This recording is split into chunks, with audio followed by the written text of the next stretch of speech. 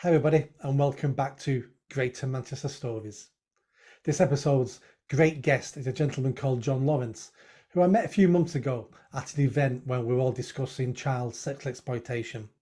So, first of all, welcome John Lawrence to the show. Thank you, Nick. Thanks very much, mate. Thank you for coming on. So, let's jump straight into it. You've told me you're going to be standing as a councillor at the next council elections in Oldham, which is the 2nd of May, I believe.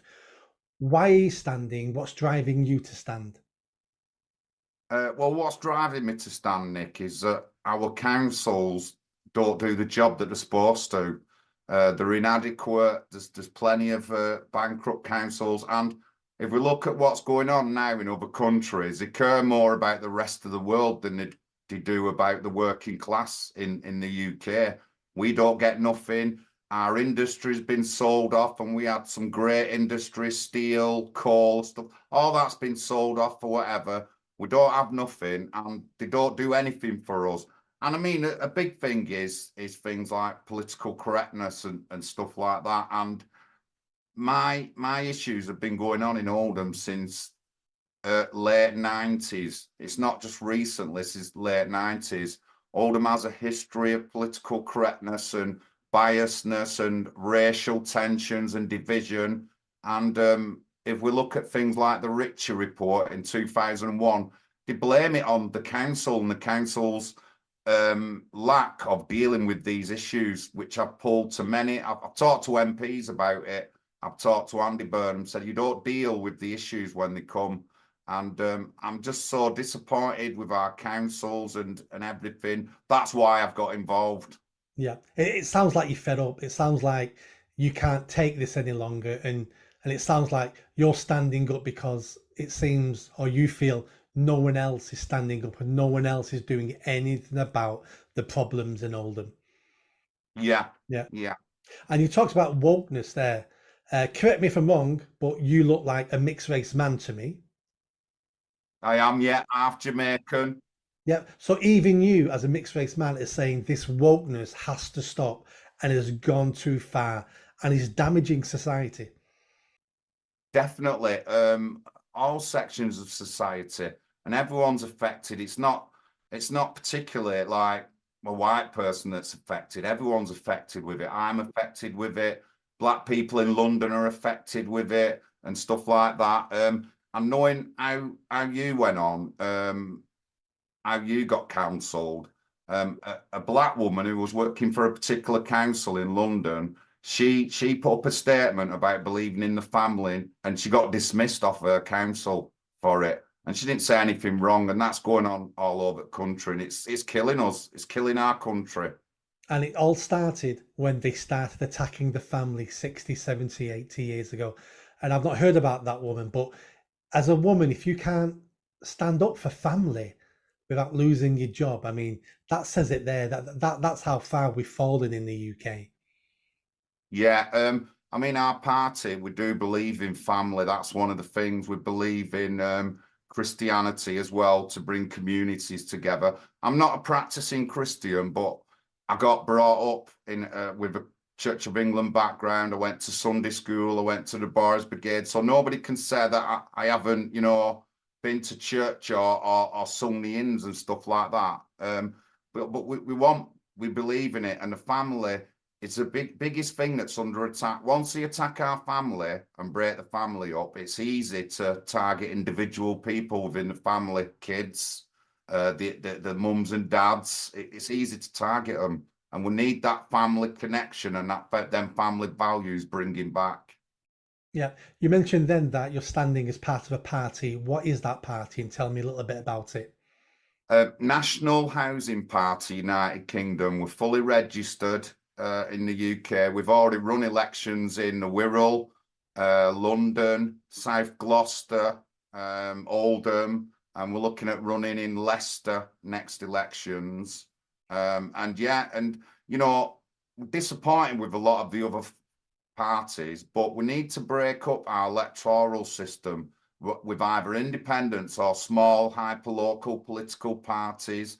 And in Oldham, it's shown that can have a good effect on the political standing. Labour in the past 5 years have lost like 10 seats. Mm. I don't know. Obviously, I know a little bit about Oldham because I'm standing, and obviously I've been to Oldham many times, as well as other places in Greater Manchester.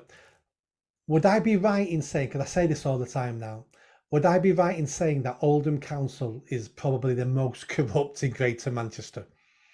Um, yeah, yeah, it is. And I mean, people always go on about corruptness, but this is in the old days, a council was made up of individuals within the community, maybe a shopkeeper, maybe somebody who worked in the care system or was a governor of a schools. This is the council. Now it's not like that. Council made up of box ticking and not the right kind of people within the council who know skills. I mean, what skills have I got? I've been born in Oldham, bred in Oldham, and I've trained people. I've trained people in procedures, and some of our council procedures, social services procedures, that they're not fit for purpose, Nick. So you know, maybe I can have an effect in that section of training people up. That's what I've done most of my adult life. So, but yeah, it is corrupt.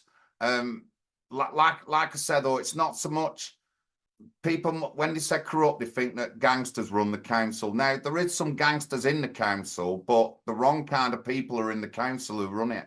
Yeah, right, yeah, because the leader of the council a few years ago, someone firebombed her car. I believe her partner was a criminal alongside the gentleman who killed two Greater Manchester police officers, Dale Cregan. The, just the optics of Oldham Council screams to me just horrendous corruption. And it might not be backhanders and brown envelopes, but it just isn't what you expect a council to look like. Yeah, and you know the worst thing is it for me, Nick. This is just so blindingly obvious to everyone is that nobody says nothing about when it's like a root shark, Irish image. No one says anything about that. It's been in the papers, but if I was to have a picture took with an ex-gangster or someone who'd committed a serious crime, I would be smeared all over the national papers, and that's what I fight against. Me that political correctness. That's what I fight against. My biggest issue with anything in the country today is political correctness. Right. And what seat will you be looking at standing in? The Hollingwood seat in Oldham. Hollingwood seat. Right. So people who are watching this, if you live in Hollingwood, here's a gentleman you need to check out and seriously consider voting for. Now, a couple of months ago, we met at an event talking about child sexual exploitation. Can you tell me a little bit about that? How did you get involved in fighting for those girls and boys who have been abused and been let down massively? Oh, well, funny you should say that. 2009, I'm living in Bradford for 5 years. My dad passed away 2006, and I wanted a few years away, and I were in Bradford. I met somebody, and cut a long story short, is at my first Christmas was with this family in Bradford, and then a couple of years later, I met up with him again, and he split up with his wife, and she'd gone living in South Yorkshire, somewhere near Sheffield, and they had evidence on a phone and an address and some car evidence that her daughter was being groomed. Now, she never got raped or anything, but she was in the process of getting gifts, being taught, you know, like that. There's a way they do it. And one weekend on a Saturday, four of us went up, and we weren't all white. There was two white lads and me, and then another black lad. We all went up, and we spent 4 hours at the police station. Then they threatened to arrest us and charge us with breach of the peace if we didn't go. So we left, and from then on, I've been active within it. The cause. I see the corruption in the police and the councils covering it all up. There's no accountability, Nick, anywhere. Not within. There's no accountability in the police. No accountability in the councils. And I'm sorry to say this, but there's no accountability from the minority community that's done a lot of this. The Pakistani community in Rotherham, in Oldham. They've done nothing. They've done nothing. They've not been held to account. there's people on Oldham Council who shouldn't have seats because they knew what Big Daddy from the Rochdale, they knew all his past history, his life, and they let him work within the council. So Yeah, this is horrendous. And we keep hearing these stories. It's been going on decades now. The abuse has been going on for 40 years, but these stories keep coming out every year for the last 15 years. And they're still happening. And we're still getting more court cases, and it's still happening today. And you're right about the community who seem to be doing a lot of this. Not one of those men have been punished by their own community. And what I'll say to that community is these men are destroying your reputation. You're all being tarred with the same brush because of a small percentage of men that you're not holding accountable, that you're not punishing socially, who live in the same houses, who go to the same mosques, and you're being quiet and you're being tarred with this brush. You need to speak out more. You need to do more, because these are our children, your children, our children. And if we don't look after all our children, then God help us for the future. And, you know, Nick, I don't like, even though I've mentioned a certain section of the community, nobody can say that I don't give it the police. The Oldham Mayor's question time, I turned around and said the police are sex offenders and gangsters. That's what I said to him, Nick, you know, and I meant it, you know, so nobody can say that I'm just one issue person. I've spoke to members of Parliament. I remember Andy Burnham. I talked to him about political correctness. Councillors in Oldham. That's how I talk, and I don't pick on one section. It's a variety of issues we have. We've got issues with the police, the council, and that certain section of the community. It's not all blamed on one person. So yeah, no, completely agree. So for people who are interested in what you've got to say, how can people contact you? How can people find out more about you and your party? Well, you can look up National Housing Party United Kingdom. We have a website.